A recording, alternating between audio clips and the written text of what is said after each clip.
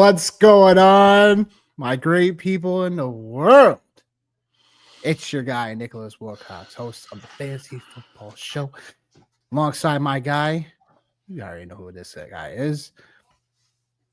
The fantastic, most amazing, incredible, multi-talented, famous, around the world, Johnny Main. Johnny, say what's up to the great people. What up? What up? What up? It's that time of the year where the Clark Griswold get my game strong out here. It's that time, man. We both wearing green tonight? Yeah, we are. I'm surprised you didn't catch on to that, before we jumped on here. I was just going. Yeah, it's the holiday season, man. And, you have me, I'm extra grumpy this week because I had some teams extra grinchy. Yes, extra grinchy. Had some teams get bounced. I was shaving earlier last week. Y'all couldn't tell, messed up my beard. It's just been one, man. I'm just trying to limp through the finish line to try to get to the holiday season. But good evening to the world. Good evening. Good evening. Well, without further ado, welcome to the Week 16, the Fantasy Football Show in the house. We got your Week 15 reactions, your waiver wire. It's playoff time. So we're going to get down to strategies you can still implement, guys we should be picking up for the waiver wire, and just ultimately playing the matchup. So if you guys start sick questions as well, feel free to ask those as well in the chat. We gladly take them, gladly answer them.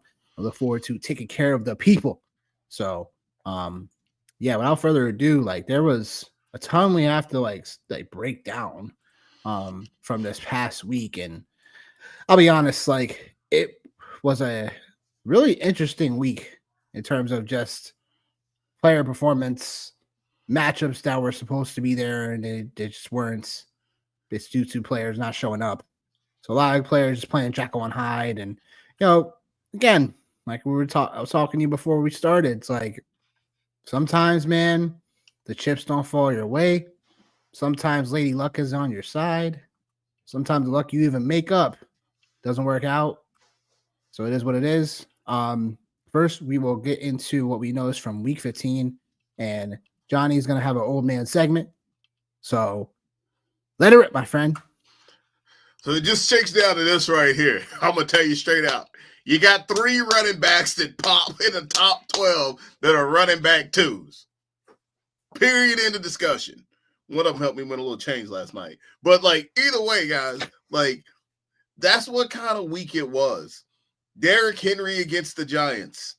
That wasn't the play. Don't ask me how it wasn't the play. It wasn't. Tyreek Hill and Jalen Waddle against the Houston Texans, who had been giving it up to everybody.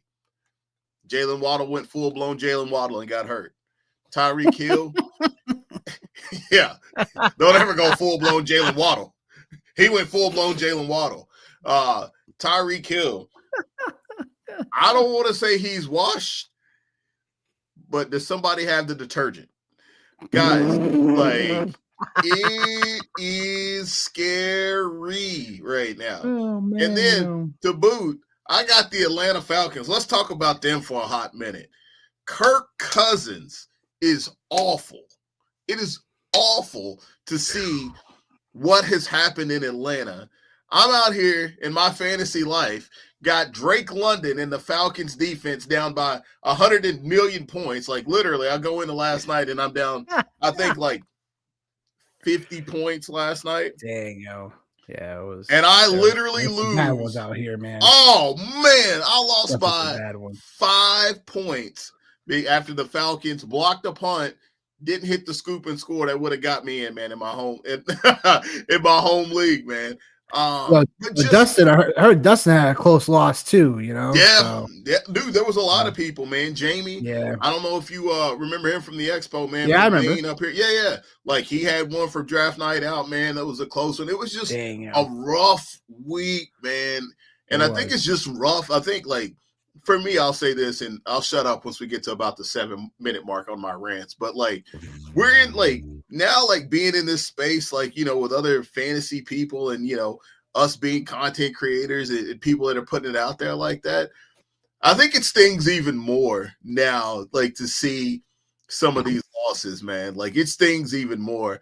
And like, you know, the big names didn't come up for you. Derrick Henry, Saquon Barkley, you know, like those guys. Dude, we got Tajay Spears as the number 3 running back last week. Yep. Sure do. Like we called it. Ty Johnson. All of the Ray Davis I had in America. I thought it was 10 kids. I thought it was 10 kids, Dustin. I thought it was 10. Could have sworn it was 10. Yeah, he's pushing. I digress. Yeah, like what a week.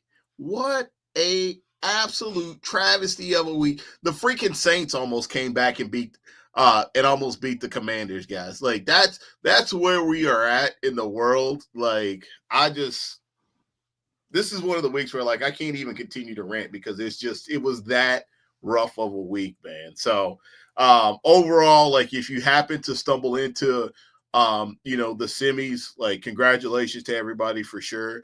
Both of us have a couple of teams. Unless you have a bye. Yeah.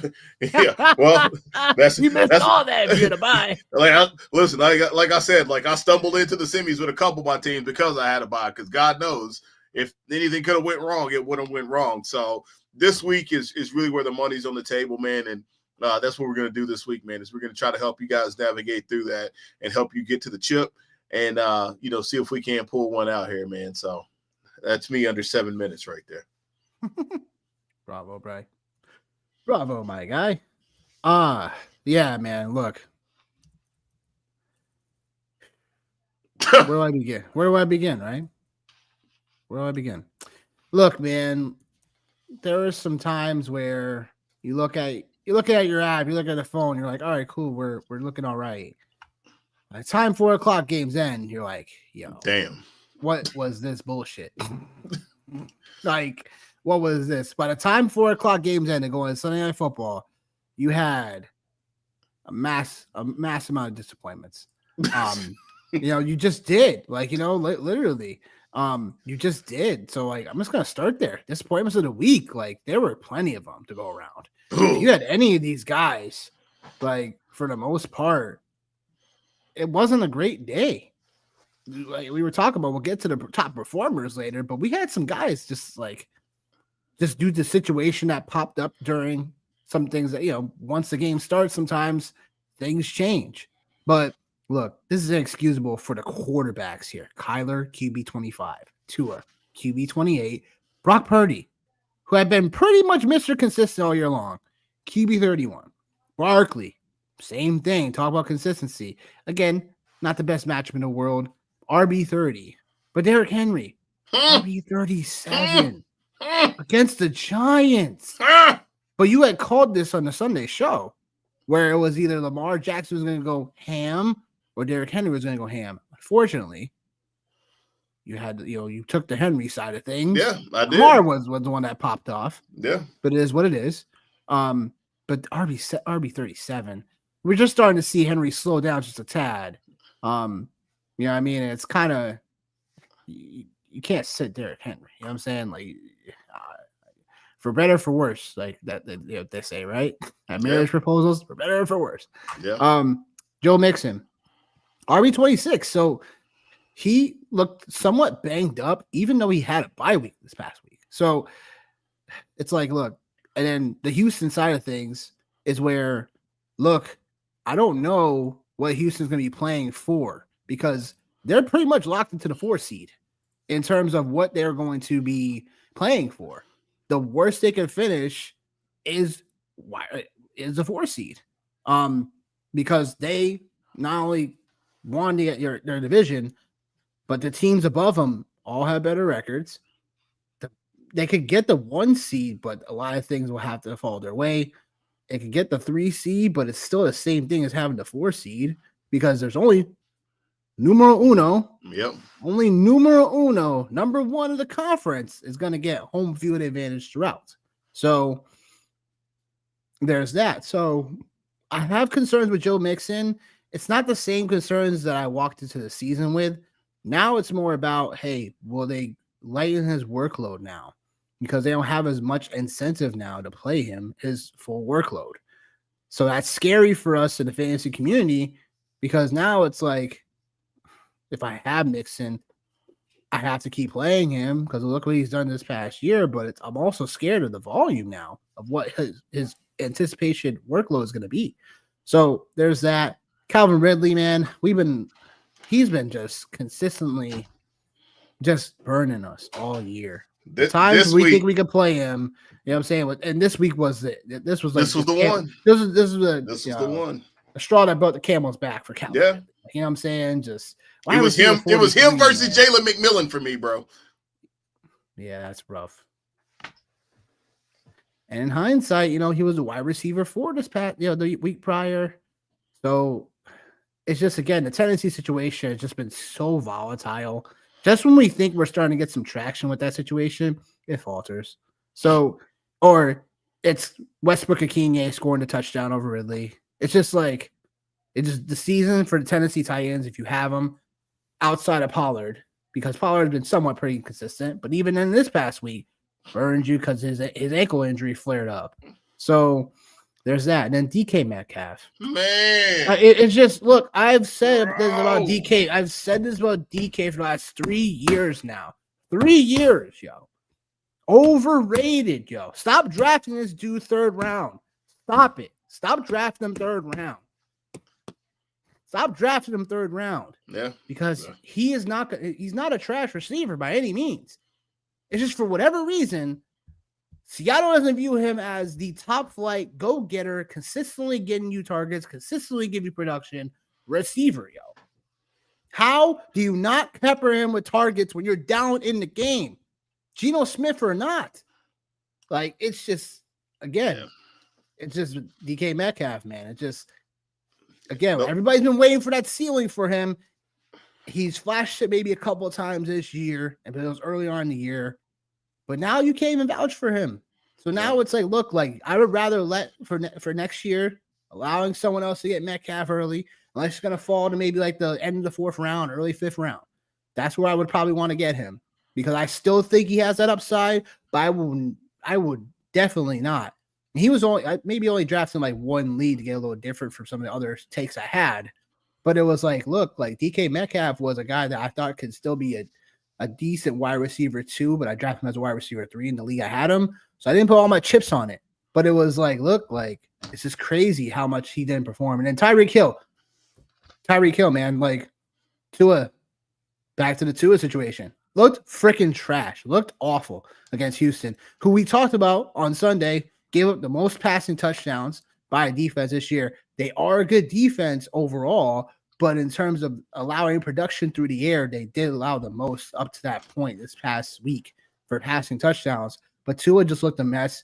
He was just throwing freaking, just pancakes to the defense, yo. He said, just like, just he's throwing them. Throwing pancakes like he's the new day. You know what I'm saying? Like, for real. It was crazy. It was, like, weird to watch because I had Tua, and one of the teams I had lost with, you know what I'm saying? It was a 10-3 team because QB's just having that QB problem all year long. And then this is what Tua does, 3 interceptions. So it is what it is. We're sure there's more disappointments that we didn't get to, but I really just wanted to highlight these. Is there anything else in terms of disappointments that I may have missed that you still want to gripe on? No, man, just really for me, man, Calvin Ridley and DK Metcalf, man, like 2 staples, man, and like a lot of my fantasy teams, man, because Calvin Ridley was just going so late. That is absolutely like one of my bigger misses, I would say, for the year. And he wasn't even like one of my guys that like I wanted to plant my flag on. It was just the fact that like you could get him so much later on in drafts. And knowing what the Tennessee Titans wanted to do and just kind of seeing what Will Levis's potential, I guess, looked like last year, that one really hurts. That one stings.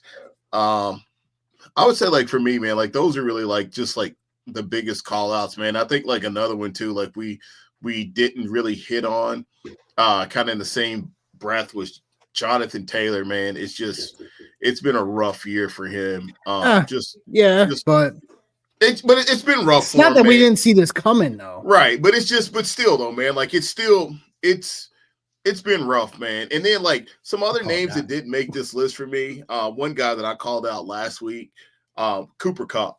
That's another one. Yeah, that's another one. one. Yeah, man. That's a big one we missed. My Yeah, bad. that's one for me. Like So much that he had a yeah, donut. yeah, and like I'll continue to say it. Yeah. I think like we're just at a place with him now, like, and there was some conversation about this. I'll keep it relatively quick, but there was some conversation about this earlier in the year. Some things I had listened to. Um, just talking about Cooper Cup, or like really with the exception of that Triple Crown year of his, like it wasn't a whole lot to write home about, and people started to get really excited towards the end of the draft season when they said that he was healthy. And like here we are, man. Like here we are with him. Look, I can't write just because of for us fantasy people, performance wise, yes, it was dog shit. It was the first time he hadn't had a catch in over like 4 years, 5 years. So I'm not ready to do that with him. It's more about like Puka Nacua is just so like, they're just overall just Puka Nacua is him. There's like I am like there's a couple of guys, like, not to like switch it all up, but there's a couple of guys that like after this year I'm like, okay, like I can see it, man. There's a pecking order starting to develop there, and you're like, well, like shoot. Stafford just continues just to target just pretty much whoever's the wide receiver one right now. It's Puka Nacua. Like he's the one getting volume share, lion share stuff, and now it's Cooper Kupp a couple years ago. So and it's what do you do with it? Go ahead. No, I was just gonna say outside of Kupp, my other guy that like I really just want to highlight is Amari Cooper, man. Like I think. I have 0 shares of him, and I was a big Amari Cooper guy a few years ago when he was in Dallas. Man, that was probably when I was probably the biggest fan of him, like as a fantasy manager. But like, man, like, yeah, like he's another one, dude. That like, I think we see like. It might be about that time for him, man. So those are just a couple of guys, man. Like like take him out to the pasture. Yeah, old Yeller. Those are definitely just a couple of guys, man. Like I wanted to highlight, mainly at the receiver position, obviously, but like those are just 2 places I wanted to call out, man. Yeah, and for good reason. I'm saying you called them out, but I'm just like, like with Amari Cooper, I had him in one league just because like. There were so many receivers we need to start, and I thought he would still have a decent place in Cleveland at the time. And then when he got traded to Buffalo, pretty excited. Thought the value would go up, but I don't get it. I just don't get it. It's not like Amari Cooper can't play. You know what I'm saying? Because it's like I just don't understand how you just don't target him in a game that scored 90 points, 90 freaking points, 90 points, and no targets too, and no catches. No targets, though. No targets? Yeah. So, I don't know if it's like a contract thing, whatever, stuff like that. I don't get it because you traded for him, whatever. But it made me sick to my stomach to a talent like Amari Cooper. It's not like I feel like he's physically falling off or anything because a week prior, he was balling last week, the week prior when they were down in the game. So, you're figuring, how does a receiver in the NFL go from 14 targets the week prior to 0 targets? Defensive scheming for him. 14 I'm kidding. 14 targets to 0. Yeah. 14 targets to 0. Yeah, man. Like it's baffling. It's so baffling. It's very baffling. So, I mean, I'm gonna put a lid on that because that's just. There's just some things that you even this late in the season just make you just it's like wow, you think you have everything you need, but then it's like, oh, here's a curveball, here's a few, here's a kick in the nuts, all that. Yeah. So I'll keep my funny to myself. I know we'll get to it. We will. top performers of the week.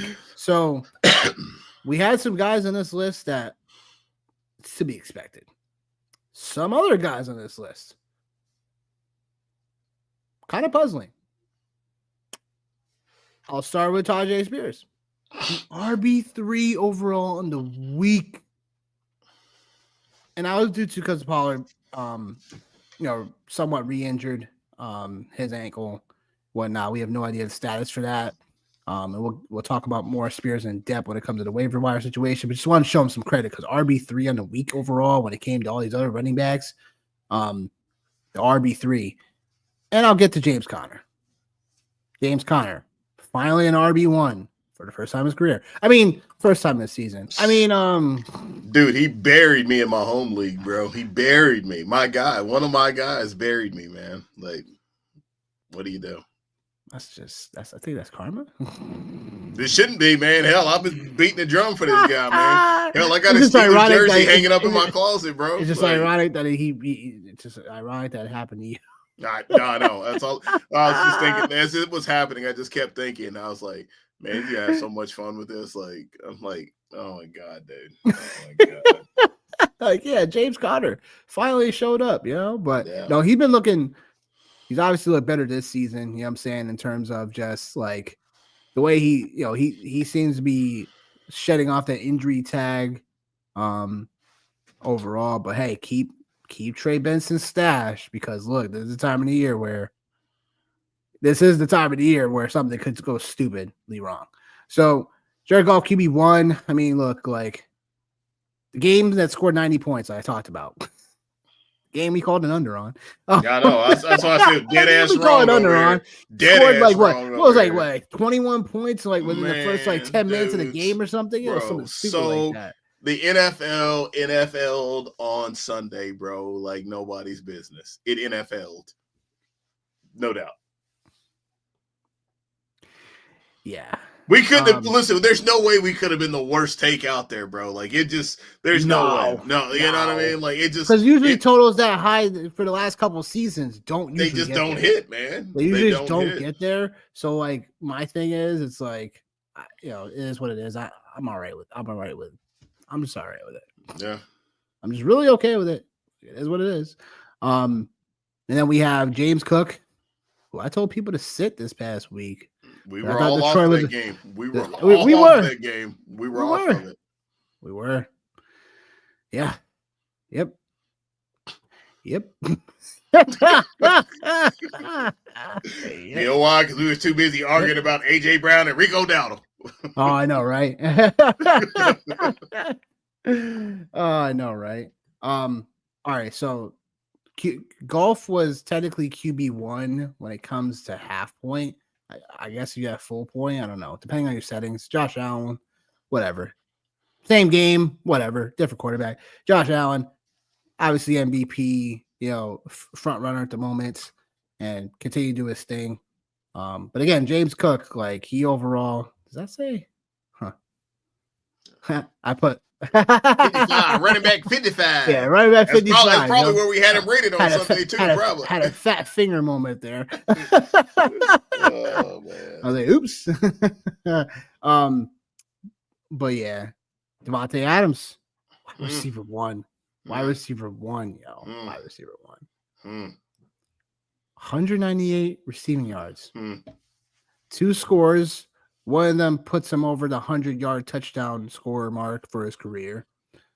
Yeah, the Jets looked like we thought they were all season long. Against the Jags, of course. Of course, against the Jags, who again dead last in most passing yard statistics for the most part. Yeah.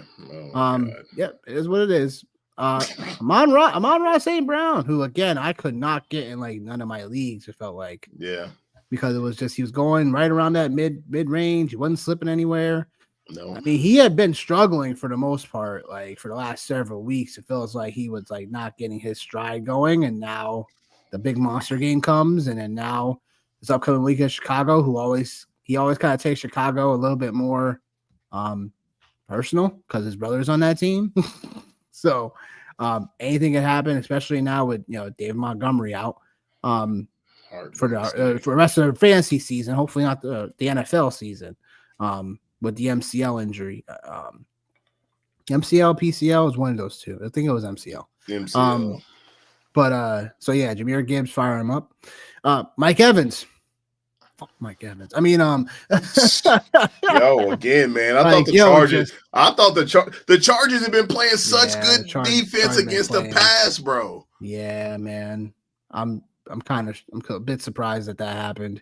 But at the Man. same time, Baker and him talked about him getting there for the 100-yard, 1,000-yard mark, and I think they're close. I think they need like another 80 yards for the next couple of games for him to get there. I think something like that. But they were serious about that, and he came out and balled the hell out, and yeah, man, he kind of sunk one of my teams in the playoffs, unfortunately. So it is what it is. Brian Thomas Jr., wide receiver 4. Someone asked us about Brian Thomas, and we're like, you got to start him. Yeah. There's no wavering. What was it between him and Westbrook Akinye? Was the question? I was like, yo, what? It might have been a name that's not on here that I was pretty vocal about. Having a good game. Devonta Smith. It might have been Brian Thomas. No, it wasn't between those two. No way. I think it was Supersize Sensei asked that question. Brian Thomas. Yeah, Brian Thomas Jr. or like Westbrook Akinye. So it was because we brought it up because he had scored touchdowns so much and shit like that too. And Brian Thomas, but anyway, Brian Thomas, wide receiver 4, just the rookie receiver this year between him and Ladd for the most part.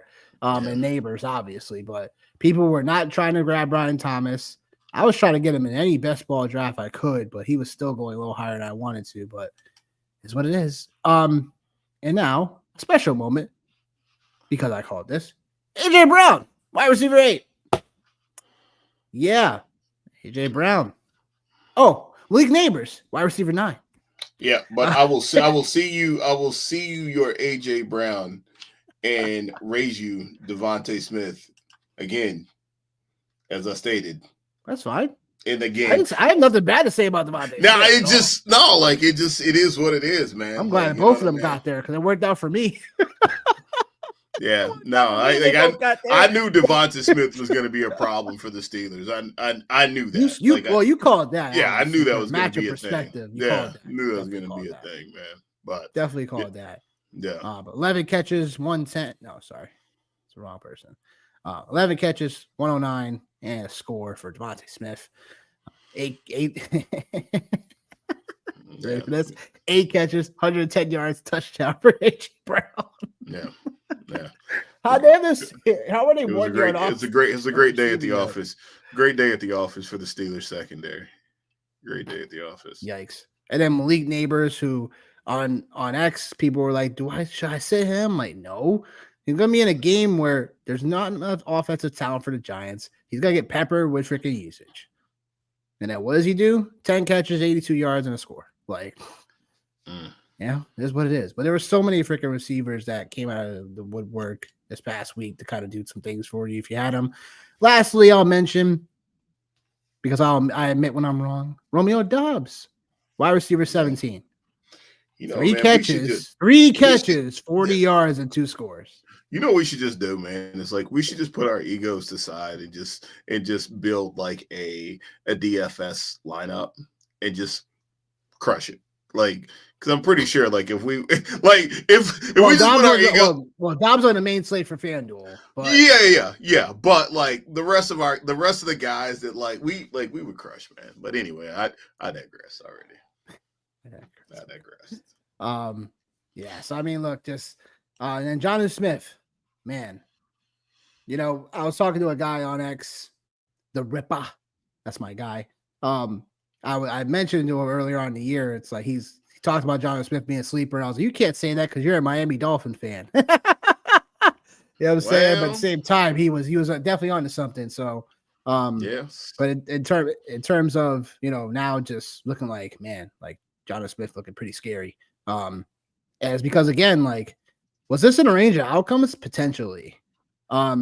Because Jonathan Smith, I feel like has definitely been underutilized the last several years wherever he's been. And then he joins a system now that he's a very athletic, twitchy tight end. You know what I'm saying? And, Miami has found ways to use him. But everyone thought that coming into the year, it was still going to be a Tyreek Hill, Waddle show and not the 8-chan Jonathan Smith show. So it's just one of those things where sometimes in hindsight, it's like when we're talking about earlier on before draft season starts and stuff like that, we got to think about things on how sometimes we can't always predict how certain player takes are going to go wrong, because the way you think they go wrong may not go that way in the wrong way, if that makes any sense.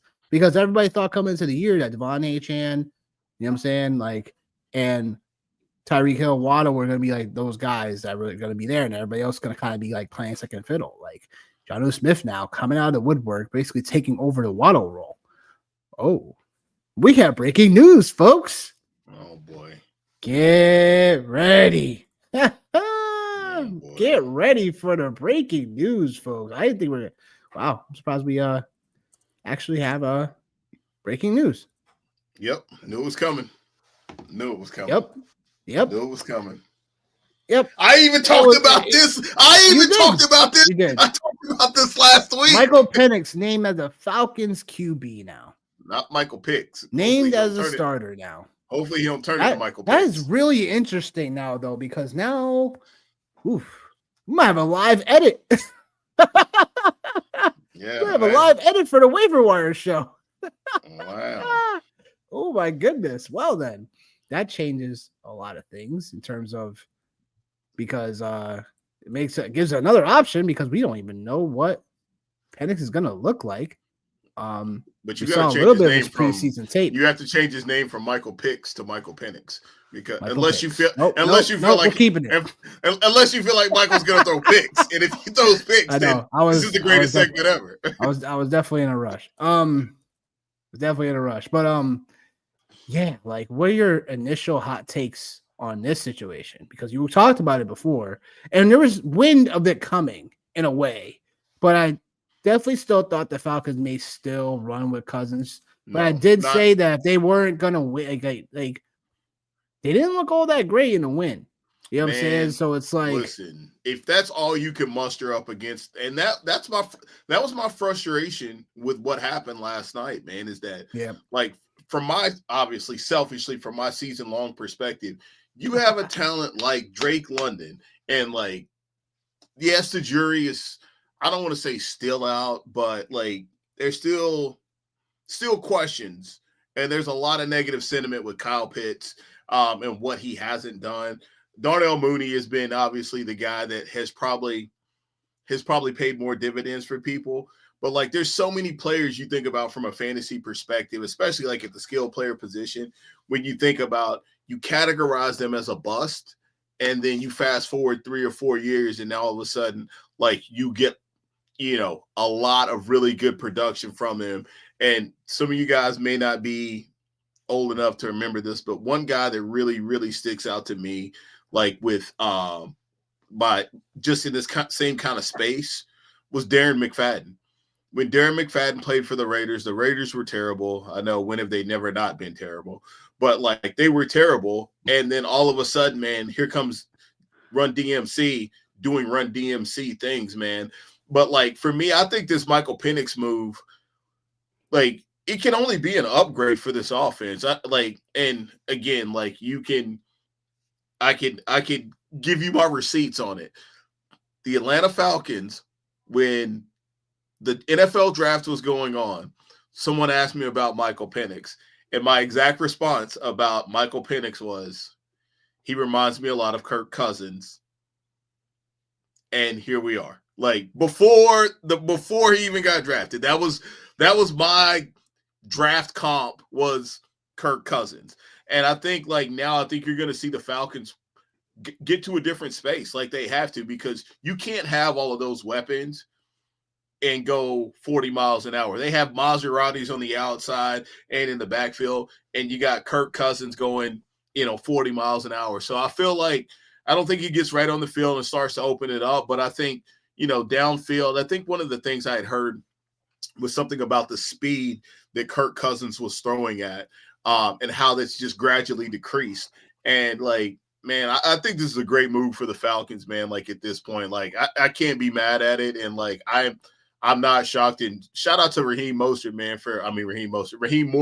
for making this call, man. Cause, had to happen, bro. Like, you can't show up that piss poor on Monday night against a 2-win Raider team. The Raiders are terrible, and you can't – dude, they almost lost that game. They almost lost that game because they were being so damn conservative. So I love the call, man, and I think it's going to give this team a shot in the arm, man. Yeah, I just from my viewpoint, it's like, look, bro, like all the people that said the Falcons were idiots taking them this high or whatever or stuff like that, and they already signed Kirk Cousins to a deal, whatever. But this is stuff that not to say the Falcons probably were not as confident in Kirk Cousins. They wouldn't have signed him to a deal like of that epic proportion if they didn't think that confident of him. I just think the backup plan was absolutely perfect. I think Michael Penix is going to be a guy that we look upon. He may not show it this upcoming week or whatever, but he's going to be one of those prospects we look on the next year or so that we're like, look, maybe looking at Jordan Love-ish mentality. Because, look, he's been able to sit, and this is the big thing. Like, I think with organizations, you have to let your prized possession sometimes just take the back seat. Like, look, like this worked out perfectly for the organization of Falcons. I know not as perfectly as, them making this playoffs or whatever, stuff like that.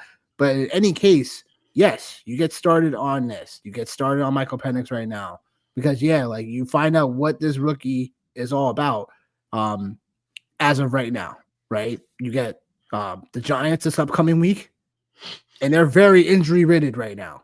So we'll see a lot potentially from him depending on how he looks because it's going to be, all right, Michael Penix Jr., like, the guy that slung it at Washington, and people thought that he could have been a top QB in another class, as well. I know the injury risk with the overall knee a couple of times, and I'm saying stuff like that. But Michael Penix was not a doubt in my mind that he could have been a decent QB, potentially starting week 1 of this season as well. So I think overall, my expectation for him is like I think in terms of this is a nice, like, I don't want to say tune-up game, but in a game in which you not only need to win still, like everything's still on the line for you, but for his development, you couldn't ask for a better spot. You really couldn't ask for a better spot. So I'll be interested to see what the waiver wire looks like for him because I'm sure outside of Superflex leagues, like, he ain't around. So no. I'm just curious how, hey, is he startable this week? He is potentially in my eyes. Yeah, you'll see him a lot. Like super flexes, I think like you could probably see him depending on the situation. But you got to remember, now we're in the playoffs, and there's a lot of teams. I know everything's on the line. I know everything's on the line, and like a lot of these teams now they're in the playoffs with super flexes. Like they're already in a really good position, so it's really just to make it so your opponents can't make the move, man. Just play more defense than offense. Is really what I would say. But I think like probably the place where you're going to see like his name pop the most, man, is like right in my space, right in DFS. I think he's going to be one of the chalkier plays of the week. And if he's not, then it's going to be Bijan, right? It's going to be exactly what we just seen with the Giants last week in a very similar space. So 125 rushing yards for Bijan this past week. Oh, I loved it. Yeah, I know. Oh God, man. I don't even want to even talk. I don't even want to talk about it, man. It's like, oh my God, bro. Oh man. Oh man. Oh my goodness, Joe. You're funny. No, well, I don't want to talk about it. I'm glad I'm here for your entertainment this evening. You appreciate it, bro. Yeah. Waiver wire week 16. Had a nice little addition to the show today. Availability in most part depends on your league format, but definitely double check your waiver wires. But all the players that we are listing should be available in 60% or less right before this turn for the waiver wires. So without further ado, QB's top waiver wires for QBs this week. Added Michael Penix for the super, but also look like he's not a bad backup to see what happens. And like you said, Johnny, to block your opponents from. Because Michael Penix goes out and absolutely crushes it, you might have an opportunity to do that same thing against Washington the next week. So, remains to be seen. But look, I definitely called a good game for Aaron Rodgers this past week. If he's available in your waiver wires, he's probably the best option out of everybody else here. Just due to Rodgers is playing for his career at this moment in time. So He's gonna try to look all fancy and schmancy. Oh, really? Officially? I didn't know that. Yes, sir. Huh? I did not know that. Yeah. When did Jameis Winston get benched officially? I didn't know that. This I know he got benched in the game this past week. No, this afternoon. Oh wow, went over my head. Well, yeah, gotta take Jameis off the list. Sorry, folks. Yep, DTR. Gotta use the little eraser here. QBs are not QBs are getting thrown around left and right here. But yeah, Jameis Winston apparently getting benched, so I would not pick him up and start him this week unless we hear something else come out the woodwork. So that would mean that DTR, Dorian Thompson Robinson, would be added to this list, which is also probably another super flex. Oh boy, yo. He is getting aggressive out there. Tonight. I sure is, man. Just wow, I can't believe I missed that. What was the news outlet? I got that wasn't Underdog, was it? No, I got no sleeper around noon. Huh. Nope. Huh. So many notifications. Anyway, it is what it is. Look at this list, though. Look at this list. Yeah, depending on your QB, oh my goodness, yeah, depends on like availability for your QBs this week. It's not looking the hottest, man. Like it really isn't. And that would be because like some people are, holding on to some guys still, whatever, because they're out of it and there's not availability left as much. We should add Drake May to this list because we lost a guy now. Because like it's definitely getting a bit dire if you're in need of a QB this week. And that's kind of the way it goes. Mahomes injured. We don't know what he's gonna look like. He fully practiced today. We have no idea what status is going to be for him upcoming. Like, I know Bryce Young's still out there. Like, it's just, yeah. It's like QBs are definitely a mess. Anything to add, Johnny? No.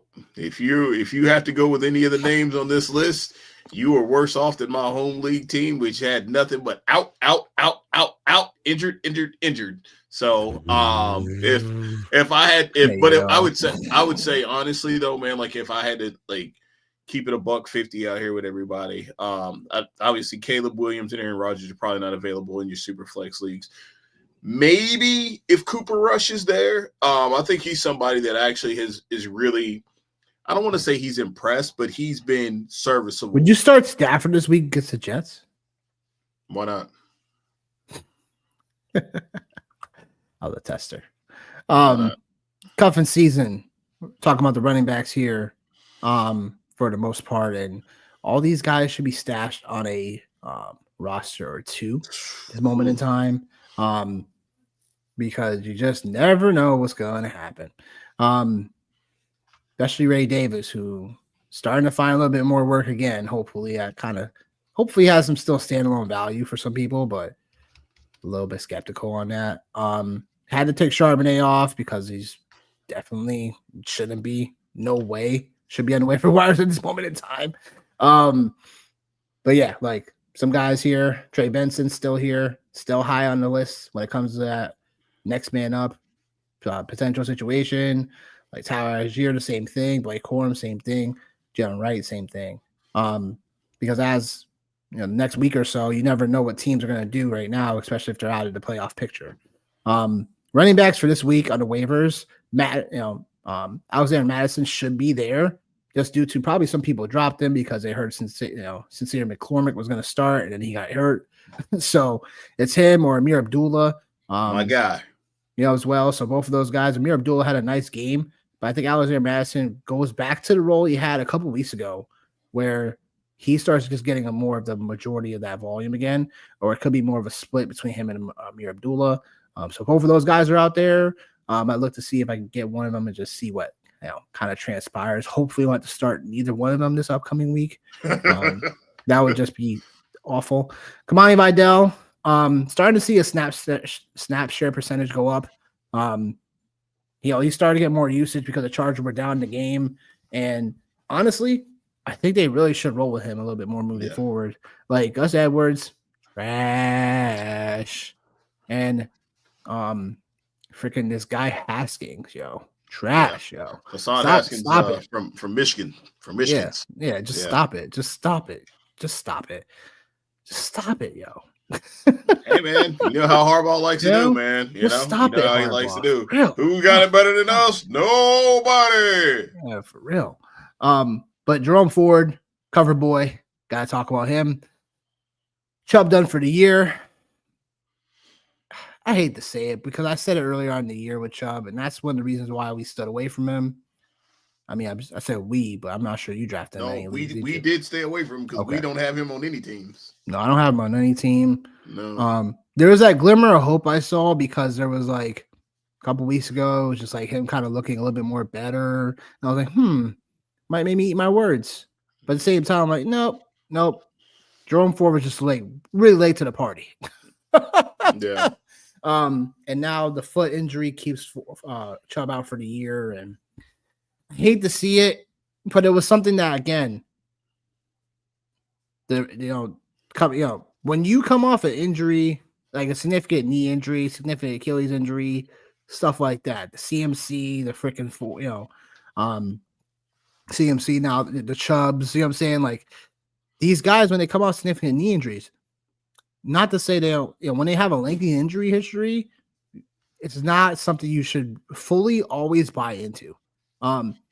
Nick Chubb, I can understand why some people did because he was probably free on waivers after drafts, most likely. So people didn't probably draft him, I would say, unless they're like in a deeper format, hoping that he still had some juice. Because he was going in best ball formats, he was still going the route of like Austin Eckler's and stuff like that, whatever. Yeah. Which Austin Eckler still somewhat has some juice. But man, the concussions, man, I hate to see that.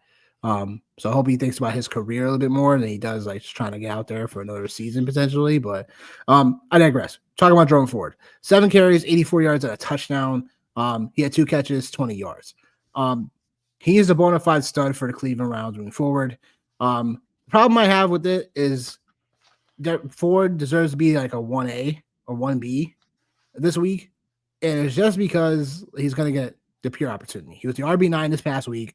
And now we're looking at a matchup in Cincinnati, who we talked about on Sunday. They have a bottom 5, you know what I'm saying, opponent EPA per rush. So they allow a ton of rush yards, in the league. So that's probably like a matchup base. And if you need to have someone at running back this week, you're in a pinch, I wouldn't mind playing forward. But the guy we're talking about next, Tajay Spears, the RB3 this past week. After Pollard just again re-injured himself, he was just in and out of the game constantly. You know what I'm saying? He was there, but he was like after he nicked that injury, he had a couple more carries after that. But it was after that was a Tajay Spears show.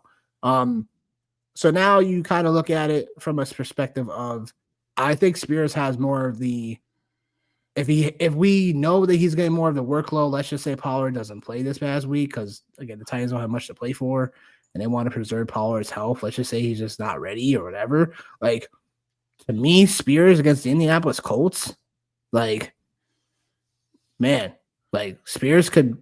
I'm not gonna say he's gonna be RB3 again per se, but he can get there as a top 12 running back, especially off the waivers. So he would be my personal number one claim of the week in terms of, especially if you need a running back. Yeah, I'm like looking at this list, man, and like I'm just thinking, like I'm thinking more youth, man. I'm looking at Kamani Vidal, and because he's somebody that I definitely scooped up because I did, to your point, like starting to see the snap share go up. Like, all right, man, like definitely want to get in on that right there, and then just thinking too, like, hey, man, the Bucks, like those games are typically shootouts. Well, it was a shootout. A one-sided shootout. And then I think Keandre Miller, man, he's obviously really interesting, like for sure. Like fantasy people have been waiting on him to see like what he can what he can bring to the table. So if you're in one of those spots, man, like you can definitely go there. Jerome Ford, man, I think we've already kind of seen, right? Like I just think like there's 2 different schools of thought for me, man. Like there's everything you just talked about the Cincinnati defense. Yep. Just you can move it. You can get there. But then, man, this Dorian Robinson starting this week. Like we don't really know I what know to. that Yeah, that dampers the yeah, ceiling for him a little bit. yeah. Yeah. So I'm kind of out on him. And then you mentioned it, man. Like Amir Abdullah. Just a real quick humble brag, taking down a 25-cent FanDuel tourney last night, man. With hey,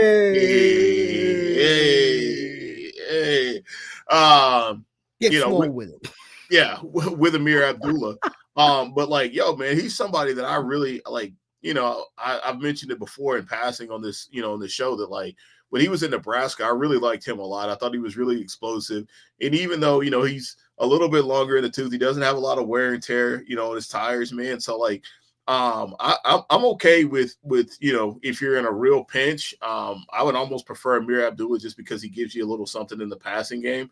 But yeah, these are definitely the top guys, man, you want to be going after at the running back position this week, as far as if you're down to Alvin Kamara, you're down to Nick Chubb, right? Like these are definitely some places to look for sure. Yeah, I mean, the Kendrick Miller is probably like someone that we want to put a few fab dollars on, but if someone's gonna go crazy for him, like it all depends on if Kamara is gonna play. Like I know the groin injuries are always something that saps your quickness away. So it's something where even if Kamara is a go, like I wouldn't necessarily not try to get Kendrick Miller off the waiver, just because you could see a little bit more of it could see a little bit more timeshare-ish, depending on how things progress for Kamara this upcoming week. So, but yeah, I mean, I would say like we all know what Summer Ford is. Tajay Spears is the one that for me, like I would want to put the most dollars on, my number one claim on if I have it this week for sure. Now getting into receivers, some of them are retreads, some new names on the list. McMillan, he has to be owned. He has to be owned at this point. Yeah. Has to. I scooped him up everywhere I could this past week because if they would just play him more into the slot, please, that'd be wonderful. Because if he starts getting more slot snap shares, like he played at Washington, it'd be really game over. It'd be really game over. Wait a minute, and there's that correlation again. Michael Penix. Exactly. So it's just like I just think that if he could play a lot more slot, that'd be so much better for them in their game. But it is what it is. They're still playing him as a boundary receiver, and it's not like he can't win on that either. But I think playing the slot would be like tremendous for all of us. But we'll see what happens. There's a moderate situation, but he would probably be my number one receiver claim in this list. It's going to depend on what you got for your leagues too. Like there's other names. If there's names out there that for whatever reason still floating out there, let us know. But how is McMillan only 14% in sleeper leagues owned? It's crazy to me. He should be owned every freaking where. Well, everywhere. The thing, man, he just had that, right? Like again, I think just kind of navigating through all this. Like he had the one game, all right, and it's like one game, all right. Like what does that really mean? What does that one game mean? But he's free. Yeah, no, but again, man, I think dude, you would be dumbfounded at the number of people that just for me, in my journeys that I, not obviously inside of fantasy circles, obviously, but just, casual players that just don't watch a lot of college football.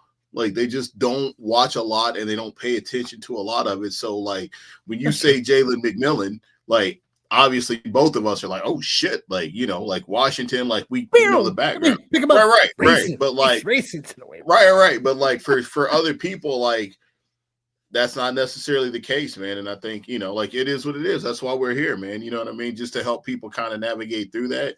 But that's one reason why. And I think to go it's a very similar reason why two of these names here, my boys, I told you, that's why their names are still out here, Christian Watson and Romeo Doubs. That's why they're still out here. I think I'd look today, just kind of looking around. I think Romeo Doubs was 42 or 46% owned in Yahoo leagues. So again, there's that. And then obviously Christian Watson, man, riding till the wheels fall off for sure. But one name for us to highlight, man, we did highlight it in our in our segment of players that really had a good game. Jalen Coker had a better statistical game than Jay Jettas and Jamar Chase. So I think we've seen it on X Coke Boys. Came on one play. Yeah, it all came on one play. But hey, listen, you know what? But now that you mention that, knows they really get now. Right. So there's definitely opportunity for both him and Thielen. You know what I'm saying? Yeah. Take away freaking Thielen shit. But oh my gosh, yeah. I think there's that, man. And then if you're playing the long game, right? If you're playing the long game and you're in any leagues that, play championships in week 18, you got Hollywood Brown, man. We've been talking about him for the last couple of weeks, man. I think the last 2 weeks or so we've been talking about him for sure. So he's going to be back sooner than later. And, your boy Malik Washington now that Jalen Waddle went full-blown Jalen Waddle and got hurt. There's, there's that. And hopefully, man, the Dolphins are able to do something in the passing game. And then you have Mr. Touchdown himself, Nick Westbrook-Ikhine. But I think there's definitely a lot of meat on the bone here. Jalen McMillan absolutely is the 101 out of this group for sure. And then you get down to my boys in Green Bay, Christian Watson and Romeo Doubs, followed by I'm going to say Jalen Coker at this point, man, just because I think the quarterback play is going to be a little bit better. And then you got Westbrook-Ikhine followed by Malik Washington and Hollywood Brown if you're just looking for players to play. Totally. I mean, Hollywood Brown's probably not going to play this week, but week 16 is, week 17, because I know he's coming off the IR. Yeah. So I probably would, it's not a situation I would definitely not start him in.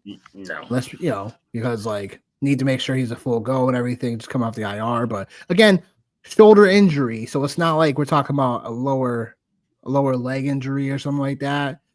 So conditioning for the most part should be on point, but at the same time it'd be the most riskiest of starts if you're going to pick him up and play him. But like you said, Jalen Coker, McMillan, both of those guys. Bateman had a really nice day in terms of, you know what I'm saying? Just he did. I know. Did you see? I don't know. There was a video that was out. I was watching this morning eating breakfast, dude, and it was some Giants fan trying to give him shit about the last time the Ravens won a Super Bowl. And I'm like, bro, what are we doing?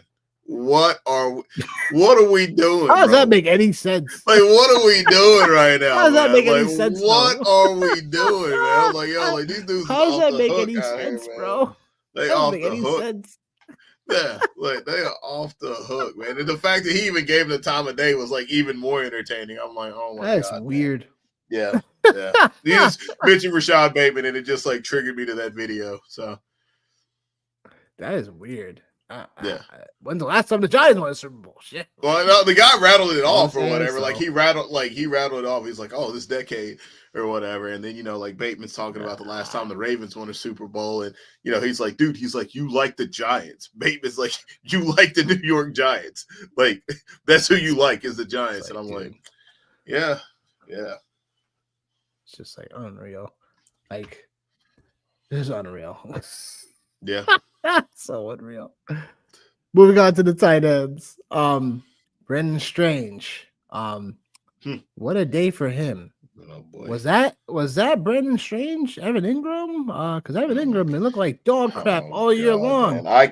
I can't wait to have a super trash. I can't wait to have a full blown session where we can just shit on the players. Yeah, all the players that we missed. Oh my god, dude! I'm doing push ups at night, getting ready for this. Sure, it's boiling for you. Oh, it's boiling. It's boiling. The funny thing is, it's just a funny thing with this alone. I just hate when it's we're on point about the player, but it's a backup just comes in and does exactly what we thought the player was going to do all year. He had 12 targets and 11 catches? And did you know that Evan Ingram didn't even surpass that at all this year? The most he had targets-wise was 10. I'm going to tell you a fun story about me and Evan Ingram. We go way back. Mac Jones, the backup quarterback situation. No, me and Evan Ingram, we go way back like an old man's hairline. I've been messing with Evan Ingram Oof. ever since he came into the league at tight end, God, man. yo. Yeah, and like to finally see him like take off last year. Oh, look, yo, you know why? Because apparently, at the crux of all of my GBO shout out UT, apparently at the crux of everything that is Johnny Main, apparently I am obsessed with Florida tight ends. Apparently, Evan Ingram, Kyle Pitts. I think I'm getting the root cause here, and you know what's going to happen. I'm going to jump off the Kyle Pitts train, and next year, Kyle Pitts is going to go nuclear with Michael Penix. Here's the thing. Like, here's the thing. Here's the thing, right? I feel like people have been saying that the last 3 years, though. You know what I'm saying about Kyle Pitts? Next year, if I'm on him, this. So it's like, DMC, I get it. Man, I get it, but it's like, I do think that it is an interesting place when Michael Penix Jr. comes in, and if he can activate Kyle Pitts, that's a really good question. That'd be interesting to watch this week in terms of tight ends, but I think it is, man. I think it is because Kirk, I can't say that Kirk Cousins really didn't do anything because Hawkinson, he kind of got Hawkinson there, but Hawkinson was already kind of one of those guys anyway. I just kind of wonder if it's a system related thing in Atlanta right now, though, too. It could be. I don't know. It could be, honestly. Well, I mean, you see, they flex him out and stuff, man. Like they move him around, bro. Like, you know what I mean? Like, definitely it's not like he stays in line. You know what I mean? Like they move him around, but maybe I don't know, man. Don't get me started. That's for the off season for me to bitch and complain about this. But you need to keep it positive. I need to keep it positive. I need to keep it positive. I need to keep it positive right now. Usual tight end suspects here: Zach Ertz, Hunter Henry, Juwan Johnson. Like Juwan Johnson, because there's no real pass catchers left in New Orleans. Like, and then Kamara now dealing with the groin injury. So, Brad Calcaterra, he's looked good. He's definitely looked good this past week. Is again just a guy that is going to give you something in terms of nothing versus some of these guys. Isaiah Likely is more now somewhat of an upside stash, if anything else now. Noah Fant, more of a floor play. Daniel Bellinger, because for as much as the Giants haven't used the tight ends, they have gotten better over the last couple of weeks with using their tight ends. So the usage for Daniel Bellinger has somewhat been there. If you need a guy that's going to look to get you an okay 10-ish points potentially in the position, probably no touchdowns. 3 catches, 35 probably no yards. touchdowns. Shit, there ain't gonna be no touchdowns. The Giants don't score no touchdowns. Don't you be lying to these folks and getting their hopes up. Probably no touchdowns. I mean, they get Atlanta this week, so it's not like they can't. But I digress. Noah Gray, because for as much, I just don't understand these Chiefs, man. They love their tight ends, man. I just don't understand it. But it was weird, just watching Noah Gray just getting this ball constantly. But yeah, Patrick Mahomes, depending on, might want to watch his status. The Carson Wentz would be potentially, that's something we should add to the list for waivers. A lot of deep potential starters that we haven't seen this year making the list here. Dude, it's the semifinals. It's the semifinals, and I'm already don't do anything weird. feeling gross about DFS life already. These are the QBs that we're talking about. It feels like preseason. Let's bring them up again. It feels like preseason football all over again right now. It feels like preseason DFS. Cooper Rush, Drake May, Carson Wentz, Dorian Thompson Robinson. Yeah.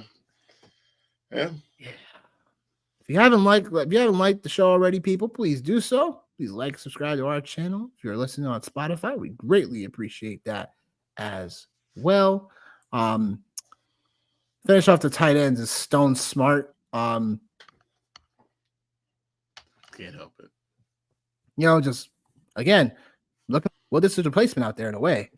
I know you can't. Oh, boy. You can't, bro. It's okay. It's okay. That's a good thing. Probably. Sometimes you can't help it. That's all right. Yeah. That's a good thing. But I mean, look, 17 points against Tampa, who's Tampa Bay's defense, for the most part, starting to lose. You know what I'm saying? Just starting to lose starting to lose respect for them almost. But again, 5 catches, 50 yards for Smart, but he fumbled. So that fumble cost him a decent finishing score. But which also he's still my starting tight end. Keep going. An offense that's going to have to throw the ball potentially on a short week. Like, he's someone that you could think about starting, but probably shouldn't, unless you have another better option. Streaming defense we go to. So, a couple of options here. Colts taking on the Titans. Probably going to be one of the under the radar plays of the week in terms of picking up. The Colts have looked pretty decent. They have a decent playoff schedule upcoming. Between the Titans, they have the Titans now. They play they play Jacksonville the final week of this season, I believe. Jacksonville. Because they played them. They already played, the Giants next week. So and then Jacksonville week 18. So which if you play week 18, stab your commissioner in the neck if you're playing week 18. Told you I don't shine. Told you I don't shine shoes no more. Pop that name right. Told you I don't shine shoes. Been gone a long time. Pop that vein for the commissioner. But yeah, Colts defense. Take on the Titans now. They're gonna start Mason Rudolph. They're back to Mason Rudolph because they bench Will Levis. So Titans, man. What are we gonna learn, bro? That is one team do not talk to me about, man. My local pool that I'm in, they single-handedly have tanked me. Single-handedly. And every year there's always one team. They're that team this year. They are that team. Over the last month, the Titans offense has allowed the third most fantasy points per game over the last month. And then over the last 2 months, the Colts defense are ranked 4th in tackles for losses. They're 7th in EPA per allowed per play, and they're ranked 10th in NFL turnover rate. So definitely a good matchup there for not only this week, but also potentially next week because they get the Giants. So for championship week. So look, like definitely a tight defense that you can start this week and next week, and that's what we kind of like to look for anyway. We got the Falcons here next. Falcons getting the Giants. So the Falcons have looked a little bit better from just overall better in terms of pressure rate, in terms of getting more points, more points. They're still an average defense, only averaging 5.5 fantasy points per game. But in terms of they're playing bad offenses now. So give them an opportunity because they showed up against the Raiders this past week for that defense. Like, again, if it was, I don't want to remind you, Johnny, but if they would have got that, that defensive touchdown for you. Between Calvin Ridley, Stone Smart, and the scoop and score. Hey, man, I'm on here tonight and I'm doing my jig. You know what I mean? I'm feeling good about life because I made it to the. Instead, I'm grumpy. Yeah, I know, man. But you can't help it. It is what it is. Two interceptions, 4 sacks this past week. That's back-to-back games. That's 3 games since the bye week. They've had at least 4 sacks or more. So yeah, like feeling pretty okay starting the Falcons defense if you need to in a pinch. That there's not many defenses out there because I know there's some leagues that hoard freaking defenses. So you got to try to hoard back. Hoard back, he says. Hoard back. You like that I'll show you. I'll go pick up Noah Gray. I'll show you. You won't be able to get. I'll show you. I'll take up Cooper Rush. I got you. You don't want to mess with me, man. I'm crazy, man. I'm crazy, dog. Oh man. Texans get the Chiefs, and we don't know if Mahomes is gonna be playing. I know he fully practiced today, so that could just be make sure that he's all good to go, whatever have you. I'm not too sure. Like, I know Kansas City still need to hold off the Bills off for the number 1 seed. So it remains to be seen, like, or in terms of hold on. I retract my statement because I think the Bills are officially leading the AFC now. Am I wrong about that? Um, No, the Chiefs are still no, leading it's it, still the but Kansas City Chiefs, then the Bills, and then the Steelers, and yeah, then I think the Texans. technically, well, no, I don't know. On one place, I see the Buffalo Bills right now because they own the tiebreaker, but the Chiefs are still a game up on them. So, matter of fact, yeah, no, they're up 2 games on them. I forgot. Wow, I thought they were only up 1 game. But the Chiefs, yeah, they still have to potentially still. It's probably got to do like with conference games and shit, or conference No, games. it's literally. Well, I know they obviously got the dub earlier, but like they do right now, like the tiebreaker would probably right. They're 2 games up. I thought there were 1 game, but that changes things because now the Bills are going to have to win out in order to have an opportunity at it. Where the Chiefs, they have to pretty much win this game against Houston, which is not going to be a gimme per se. Bills get Patriots and the Jets. The Chiefs have the Texans, and they get the Steelers for the final 2 games of the season. So sorry, and then Denver the last game of the season. So Chiefs got tough sledding. You know, the Bills they do. got the luxury so of playing in the AFC East, man. Right. Yeah. So we're going back to talk about Houston. Their defense, I mean, literally for a defense that gave up 26 passing touchdowns all season, now have 3 interceptions. So against Tua. Over the last 2 weeks, though, the Texans have led the NFL in 11 fantasy points per game. That includes 5 games in double-digit scoring, and that is shout out to Pro Football Reference for that. Texans have looked pretty okay. You know what I'm saying? Like, just again for their woes early on in the year for just allowing scores through the air, they've really adjusted. It's just there's a metric in terms of pass rush productive pass rush rate, where they're 19th right now. So they're below average when it comes to that. But in terms of everything else, they've been getting the turnover rate because they're first in turnover rate during this time, the last couple of weeks. So Mahomes and this offensive line, man, it's just been weird all year long. I see, and the reason why Mahomes is has had this high ankle sprain, he just on the play, if you watch the video, literally gets smacked. I was about to say, no, he got smacked. He got around, twisted up pretty good. So it remains me seeing how this Chiefs offensive line is going to do, but the Texans as a defense have been very advantageous to allowing turnovers, which has led to fantasy points.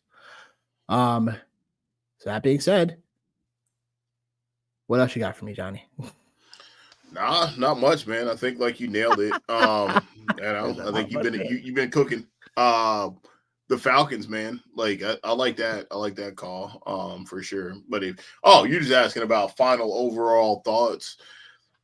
I'll continue to say it, man. I'll continue to talk about it, man. We're at the point in time of the year, man, where it's the most unlikely heroes that are going to get you through the tape. Like we talked about Rico Dowdle, the last couple of weeks, man. He's been a guy who's been, he's been really good. There's no other way to slice it for sure. We're basically in one giant DFS tournament now. It's the way I like to look at it. I know, yeah, I like to look at it like that too. Yeah, we're in a DFS tournament if you're in the semis. We really are brothers. We really are. We really are. We really are.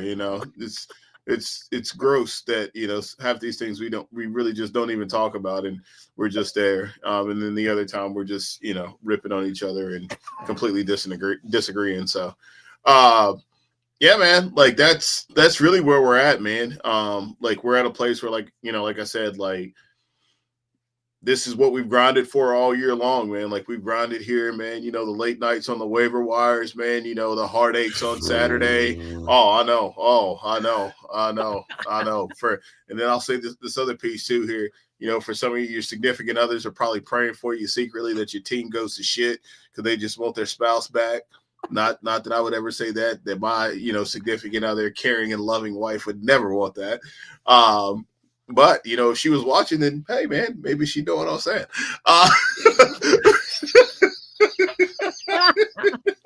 Hey, yo. But no, man. Lies over there. What you're saying? But no, don't forget too, man. We got 2 games on Saturday. So make sure we have the Thursday night game. Obviously, we have 2 Saturday games. So make sure you're up to speed on those things as well, especially like if you're in a fab league, make sure like you're paying attention and you got the right people, in your roster. But overall, man, that's all I got, man. Just paying attention to shit, man, and just be ready to go, man. We're here. Makes sense to me. What I got to say for the people is, yeah, man, literally check your matchups. Check in terms of like what is just a matchup best on paper, and then going with your gut. Like it's just that simple. Like this is the time of year now where it's like it's one matchup versus another, one player over another. And if we're thinking it's just best matchup, it's not always the case. If you feel in your gut, man, that player is going to do what they need to do, then do so. And pick the player that you think is going to be better for you in a situation where you're, I need to bench this person or play this person over that person. Like, this ranking person said this, and this ranking is this. Don't do that. Just go with your guy at the end of the day, get all the information that you need. And overall, just take one matchup, matchup by matchup, because now that's all it is right now. Now it's you have all the information. Now let's just see if the players that they do perform in the spots that you need to, or if they don't. It's just kind of what it is at this point now. We've done all the, pretty much all the backing in terms of research, paying attention to news. Please pay attention to that. Every little detail of news. Any offensive lineman injury, any secondary injury, weather. Yeah. Pay attention to all of it. You know what I'm saying? Because now it's like any one little thing can mess up not only just a matchup for you, but also a freaking potential championship. Because this is the worst time to lose, like right now. This upcoming week, I'm not sure if people watch, the show called The Challenge, but it's like watching a show where it's like you get to the right bit before the pointy end of the game, you get there, and it's the last elimination, you lose. It's like the elimination round before the finale, the final, whatever. Go do some homework, people, and watch some of that stuff. You don't want to be those people. So, that being said, next show we got, join us at Sunday, 10:30 a.m. Eastern. Week 16 picks, bets, and props show. So we got that for y'all. Included with that is also, DFS. Be like Johnny and have a takedown. We need another one of those for the end of the year, right, guy? Brand, I do. I need one. I need one of those, man. I need another one, man. You need another one, right? Yeah, I haven't had one. It's like, Yeah. So we'll see, man. Hopefully we got some good fortunes coming our way. We got to make our own magic here. Got to make our own luck here at this point. So, that being said, for Johnny, Nick Wilcox, we out of here, people. We'll see you guys Sunday, 10:30 a.m. Eastern.